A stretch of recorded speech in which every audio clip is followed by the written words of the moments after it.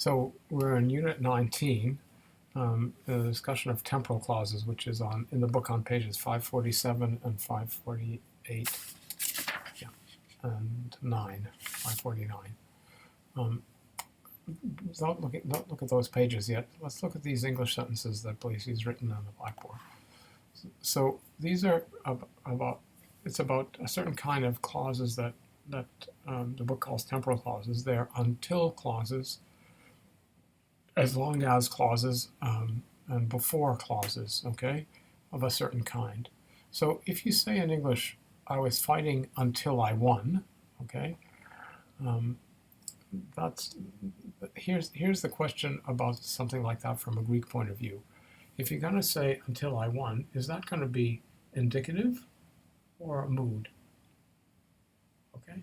Mm-hmm. In other words, are you talking about a reality when you say until I won, or are you talking about something that may or not come true? Okay. So in the case of until I won, I think from a Greek point of view, it's true, because you can say, yeah, I actually did win. Okay. I was fighting as long as I was winning. Again, I was winning. Okay, and then I stopped fighting. Right. Mm-hmm. All right. And the last one, I shall fight until we win. We don't know whether we're going to win, right? It's unclear.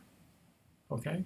So the one sentence that sticks out is that one from the point of view of the criteria of the modal system in Greek to decide whether it's indicative or something else. So the one that's indefinite, okay, in which you can't say this is true in parentheses, is the one in which you have to use modal syntax.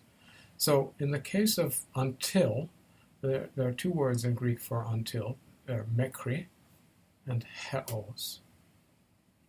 And if it's a fact, you just use the appropriate sense of the indicative.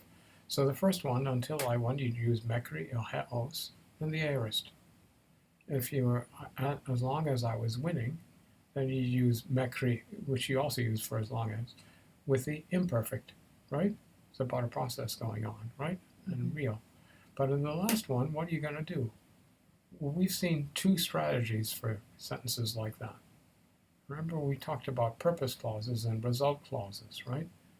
In result clauses, in purpose clauses, which are by definition your intention, you don't know whether they're real, you use the subjunctive and the optative, right? In result clauses, if it's a real result, then you use the indicative, right? I fought so long that I gave up and quit, okay? As a result of fighting so long. But if it's an unreal or a natural result and not an actual result, I ate so much as that I could eat I haven't eaten for so long that I could eat a horse. Okay, that's an unreal result, right? So there, what do? You use the infinitive, okay? So these are strategies. The infinitive is a way of talking about something that's not finite in the sense of not definite, right? So what's the syntax with mekri and heos? It's you use that modal particle on and the subjunctive, okay? For the last case, not the infinitive, but on and the subjunctive, okay? Now let's look at another kind of temporal clause with the same kinds of problems, okay? He taught the citizens before going away. We don't know whether he went away, right? That's ambiguous, right? To some extent, right? Or at least it's more ambiguous than he did not teach the citizens until he wrote the book, right? So this is another kind of before, but the word for before that used in clauses like this is prin, okay? And when you have these clauses which feature things that are unclear, like he taught the citizens before going away, he used an infinitive with prin. He taught the citizens prin apeltein, is the example in the book.